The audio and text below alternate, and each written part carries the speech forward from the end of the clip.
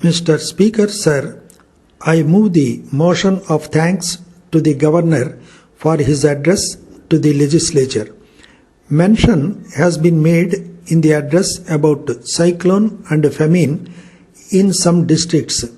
In this connection, I would like to point out that for many years we have had famines and cyclones in some part of the country.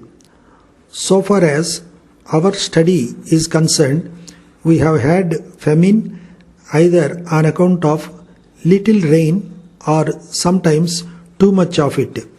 In spite of our best efforts, we find that the resources for meeting such conditions are no longer available, and we do not know how we are going to solve these problems if famines and cyclones continue. Today, we have to take into account what has happened in the past 3 or 4 years. Though the government have done much, it has always been felt to be very little.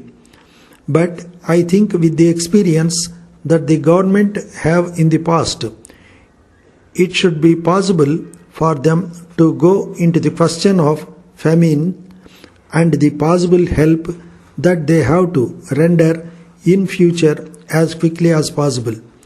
I wish to point out that some machinery should be constituted so that the conditions created by famines during the last 4 or 5 years may be studied, and it may be decided as to what can be done to give relief to the people as early as possible.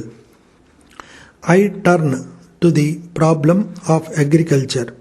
In our country, we should give the greatest attention to agriculture. Whatever may be the size of our population, food has got to be produced. So far as our state is concerned, we have to intensify agricultural operations so that we may be able to grow much more than what we are doing now. If we adopt scientific methods of agriculture and use better manure, I think that it will be possible to increase production. It will be good if production committees are formed in every village. They may see how best we can improve agriculture. The government may help them to promote the sale of improved seeds and better manure. If the government interference is reduced and the people are helped to help themselves, it will create necessary enthusiasm for development.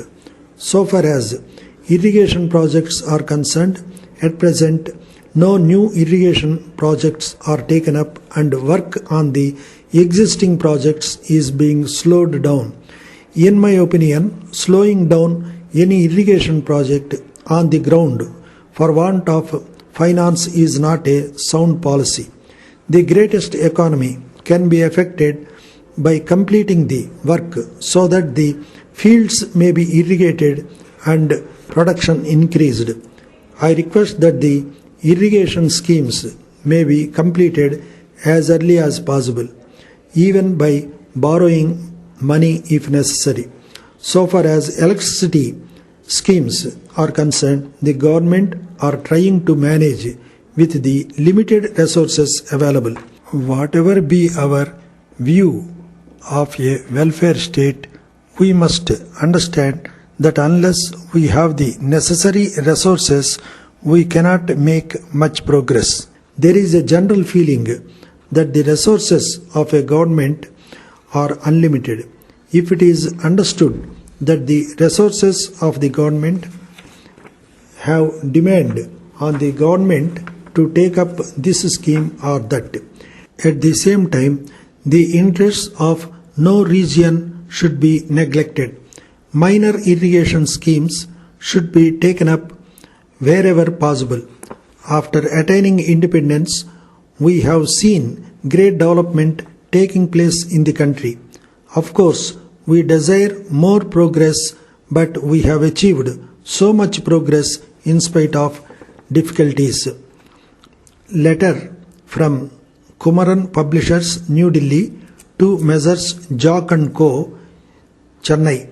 Dear Sirs, it will be a great thing if you can save a lot by reducing your office expenses. For this purpose, we have brought out a publication entitled Scientific Office Management. It will tell you how you can avoid waste in office expenses. We may tell you that the book is the result of a long research made by the author for many years. He has now really regarded as an authority on office management. We are glad to tell you that the book is a unique one of its kind. In the first place, it was published as a textbook for schools and colleges, but as there was great demand, it has now been revised so as to meet the requirements of office managers. It deals with the problems of office management and gives sound advice on how to meet them. It has not left out anything which should be said, and at the same time nothing has been said which is useless for the purpose. As a matter of fact, the book will be valuable guide to office managers and secretaries. Whatever be your line of business or problem, you are sure to profit by it. Please fill in the enclosed order form and send it to us. We shall be glad to send you the book by return of post. Yours faithfully.